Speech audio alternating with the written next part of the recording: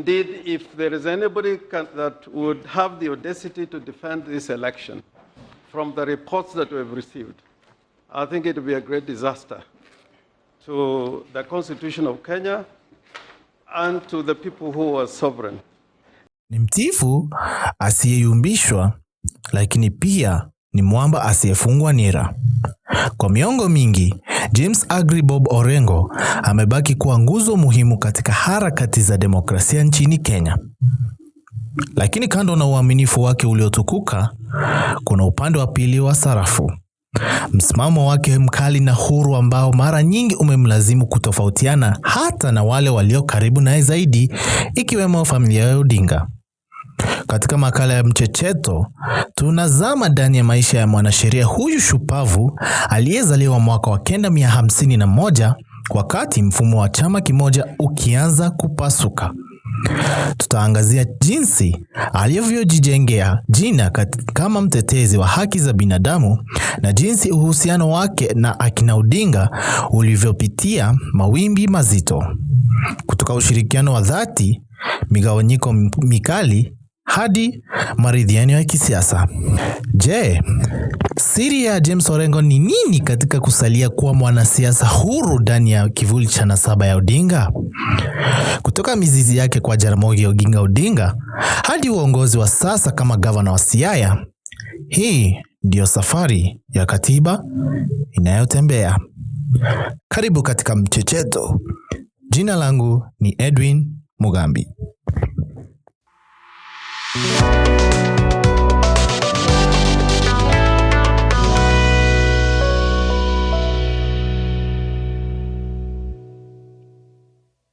Uaminifu wake haujawahi kutiliwa shaka, lakini msimamo wake huru mara nyingi umeibua mijadala. Gavana wa Siaya James Aggrey Bob Orengo kwa miaka mingi amekuwa akiunga mkono familia ya Odinga kisiasa na wakati mwingine kupinga mwelekeo wake. Alizaliwa Februari 22 mwaka wa 1951 katika kizazi kilichoshuhudia kuporomoka kwa mfumo wa chama kimoja na kuzuka kwa siasa za vyama vingi. Akiwa mwanasheria na mtetezi wa haki za binadamu, Bwana Orengo alijijengea jina katika siasa za upinzani, huku uhusiano wake na familia ya Odinga ukiwa na kupanda na kushuka, ushirikiano wa karibu, mgawanyiko mkali, maridhiano ya kisiasa na tena tofauti za kiitikadi.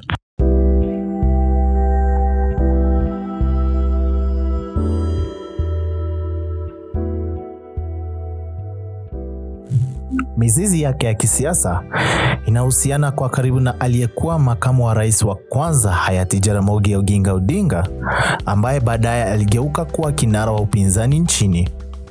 Kupitia chama cha Forum for the Restoration of Democracy ama FORD mwanzoni mwa miaka ya 1990, Bwana Orengo alishirikiana na Raila Odinga na viongozi wengine kupinga utawala wa Daniel Arap Moi. Hata hivyo, FORD iligawanyika na kuzua siasa za makundi. Bwana Orengo alibaki FORD Kenya akiwa mshirika wa karibu wa familia Odinga.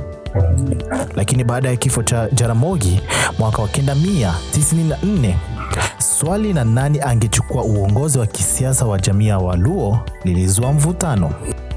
Katika mzozo wa uongozi kati ya Raila na Michael kijana wa Malwa, Bwana Orengo alimuunga mkono wa Malwa, hatua iliyotafsiriwa na baadhi kama usaliti kwa familia ya Odinga.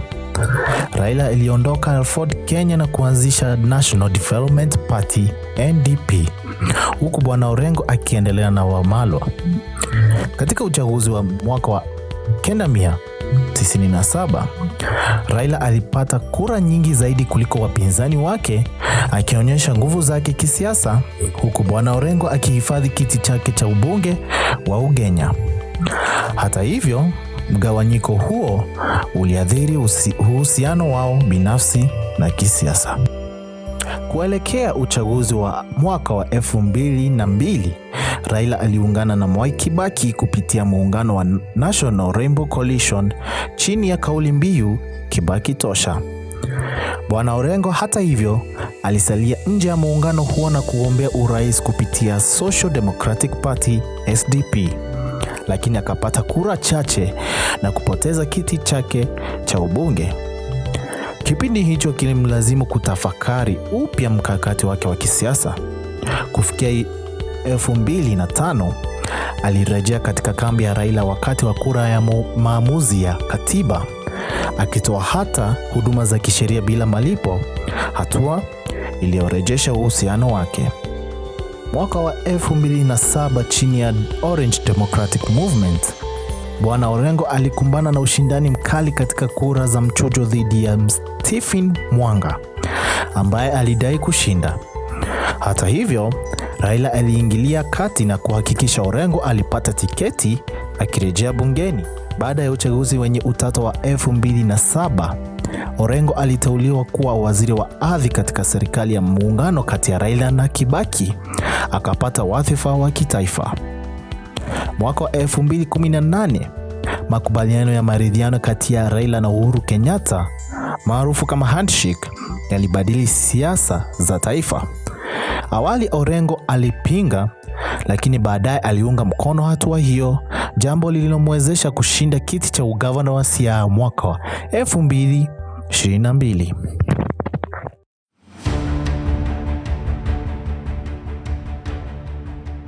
Hata hivyo, kufikia mwaka wa 2024, alijitokeza tena kama mkosoaji mkali baada ya Raila kujiunga na serikali pana ya William Ruto.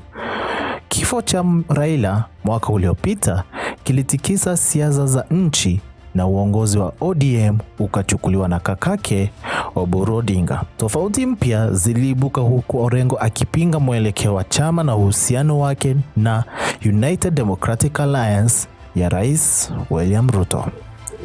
Wachambuzi wanasema safari ya kisiasa ya Orengo na familia ya Odinga imejaa mchanganyiko wa ushirikiano, ushindani na tofauti za kiitikadi.